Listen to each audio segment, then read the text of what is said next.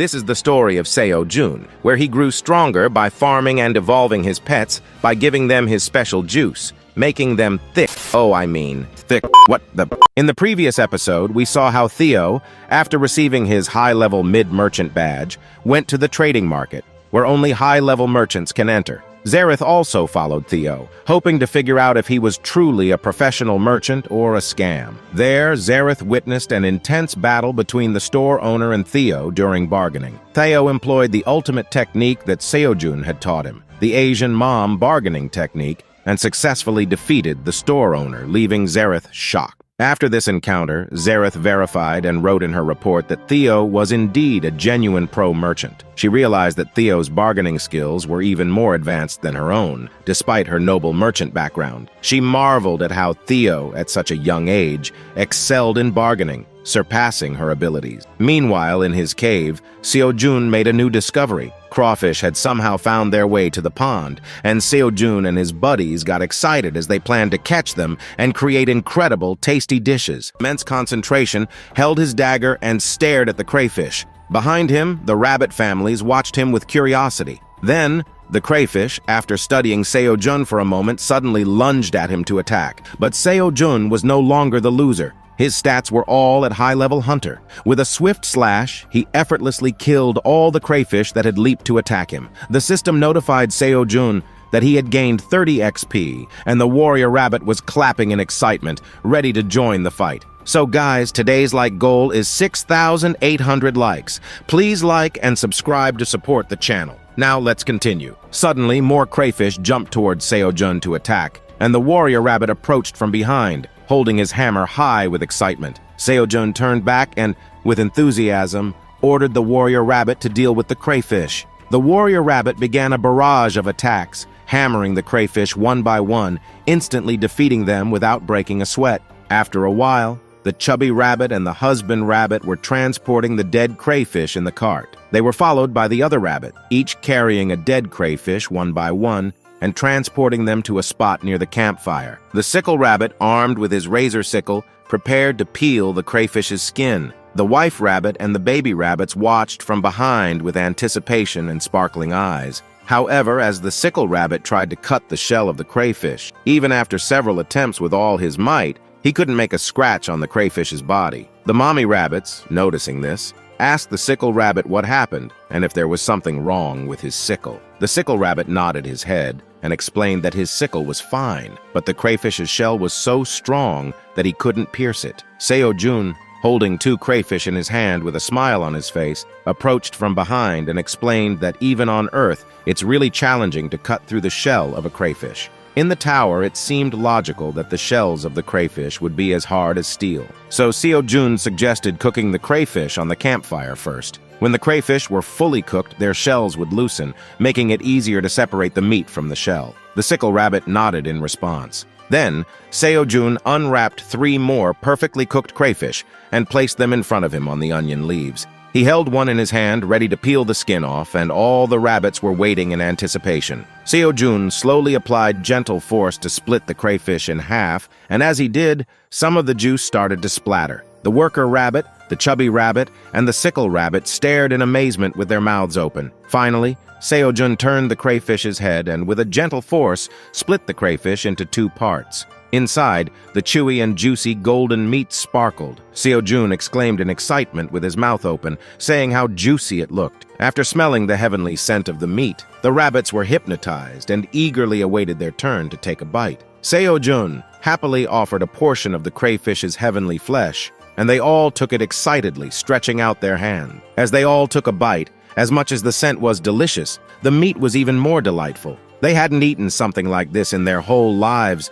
and they were really happy. While savoring large bites of the crayfish, Seo-jun chewed the meat and commented on its taste. He mentioned that the crayfish tasted exactly the same as those on Earth, but with a bit more juiciness. The seasoning was perfect, with a hint of tanginess from the cherry tomatoes and a slight saltiness, making it incredibly delicious. Behind Seo-jun, his rabbit family was also enjoying their crayfish meals. The chubby rabbit was munching on a whole large piece, taking huge bites and wearing a joyful expression. Meanwhile, the wife rabbit was picking the empty shells of the crayfish. Seo-jun noticed this and stopped the wife rabbit, telling her not to throw away the shells as they could still be useful. The wife rabbit looked a bit confused and asked what he meant while holding a crayfish shell. Seo-jun picked up the crayfish head shell and explained that these seemingly wasteful shells contain delicious, fatty oils. He took a piece of crayfish flesh, dipped it into the fatty oil, and mentioned that eating the crayfish meat with this special juicy oil would enhance the taste by tenfold. As Seo-jun took a bite,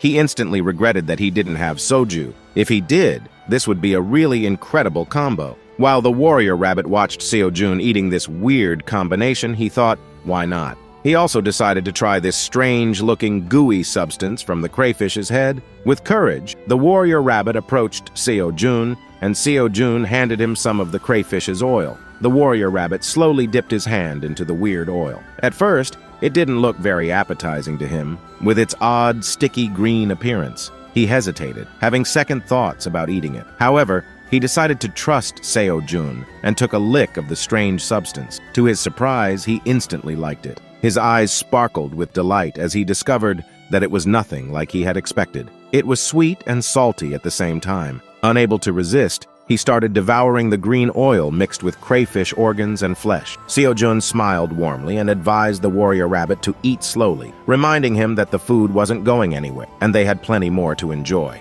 After that, we see Seo-jun preparing the crayfishes and asking his rabbit family if anyone wants more crayfish. The warrior rabbit is devouring the crayfish's brain while the chubby rabbit is busy eating his large share of crayfish, and the newly found crayfish's brain mixed with delicious oils. The mommy rabbit and the husband rabbit are busy feeding the baby rabbits, while the sickle rabbit watches with a little smile, and each and every one of them is really happy. Just then, from above the cave entrance, the baby bear comes shouting Seo-jun's name, which catches everyone's attention. Seo-jun, noticing the baby bear, tells the baby bear to wait, as he came at a really good time since they have many more crayfish, and he should also taste some. The baby bear, upon hearing this, starts cheering with both his hands up. After some time, Seo-jun cooks many crayfish and places them in front of the baby bear. The baby bear sees this delicious-looking meat and couldn't contain his excitement. Seo-jun, holding one crayfish in his hand, starts to explain to the baby bear that he has to first hold the crayfish's body and twist the head to separate the steel-like shell. Then he will be able to enjoy the meat inside. But before he could explain anything, the baby bear didn't listen and took a crayfish, munching on it like candy along with its steel-like shell. Seo-jun is left standing in shock, and in his shocked mental state, he just asks the baby bear if the meat is good. The baby bear nods in response with a bright, big smile, indicating that he likes it very much. Meanwhile, the scene shifts, and we are now on the second floor of the tower, the skeleton village. Here, the townhouses were burned and ruined, and hunters were mercilessly killing the skeleton villagers while the skeleton villagers were trying to run for their lives. All the skeleton villagers were running toward the village, from kid skeletons to women skeletons. While running, a skeleton villager fell, and the hunters were just behind them to kill them. The skeleton even begged the hunters to spare them, but the hunter with the dagger, with a single slash, chopped the skeleton's head, killing him instantly. The head of the skeleton flew and came toward the CEO of the gourmet company. Upon seeing the skeleton in anger and disgust, the CEO of the gourmet company smashed the skull under his foot. While looking at the scared and dead and running skeletons, he started to smile in enjoyment. As the chairman of the gourmet company, we will address him as Musclehead from now on. He came close to the hunter with the dagger. The dagger hunter explained that he and his team had successfully killed all the skeletons in this area, and now this land was all under their control. The Musclehead would not find any living skeleton villager here. Only dead skeletons remain in this village. Then the Musclehead asked the hunter if he had not captured or taken control of the entire second floor yet. The hunter, a little nervous, explained that he is really sorry, and he has only been able to capture half of the second floor so far. He assured the Musclehead that in no time he will take control of the entire second floor, and the Musclehead won't see even a single skeleton. The Musclehead, a little disappointed and annoyed, asked how much time it will take in total to capture the entire second floor. The hunter explained that even though they are only skeletons, they always roam in groups, and in a village there are at least 100 skeletons present. Moreover, on the second floor, there are more than 50 villages, and the second floor is a very large floor, so it will at least take a few weeks. The Musclehead was hearing this in silence, his eyes fixed on opening his status window. Then, the musclehead transferred some data to the hunter, surprising him. When the hunter asked what this was, the musclehead explained with a proud face that these are all the people who took debt from his company and were unable to repay. He forcefully awakened them and made them hunters. The dagger hunter can use these people, and his task is to take control of this floor within 1 week. As the musclehead was leaving, the dagger hunter bowed, saying the work will be done. Then the musclehead finally reached the farmland that he and his team had created by planting Seo-jun's cherry tomatoes. The lead researcher welcomed the musclehead, and while showing the little farm where the magical cherry tomatoes were grown, she explained with a smile on her face that they had successfully grown the special magical cherry tomatoes. The cherry tomatoes had finally grown healthy and ripened,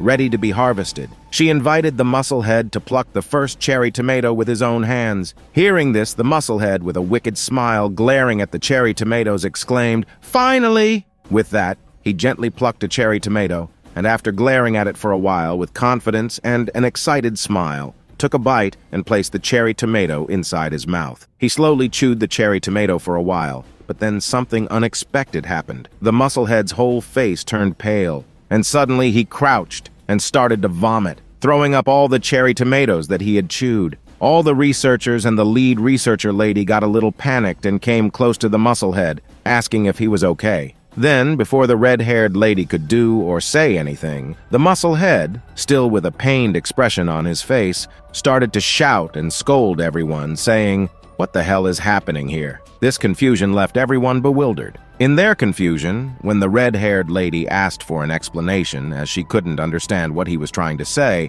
the musclehead started to shout even more. He held up a cherry tomato and yelled, "Can't she see that I clearly vomited the cherry tomato? That means the cherry tomato tastes disgusting." Hearing this, the red-haired researcher lady took the cherry tomato from the musclehead's hand, and she herself took a bite of the cherry tomato. All the other researchers also took a bite, and just like the musclehead, they started to vomit due to the cherry tomato's taste. The red-haired woman was also really shocked, saying they had used all the high-quality nutritional supplements and everything was top-notch. Even in their lab, they had successfully managed to grow the cherry tomato on Earth, but it was not this disgusting. Hearing all this, the musclehead realized that all his money and career would go to waste if he didn't grow the magical cherry tomatoes. He had already invested a large amount of money into this project. In frustration, he forcefully plucked some cherry tomatoes and then threw them on the ground in anger. He started stomping on them, and as he raised his foot, what he saw left him in terror and shock. There was not a single seed inside the cherry tomato. Well,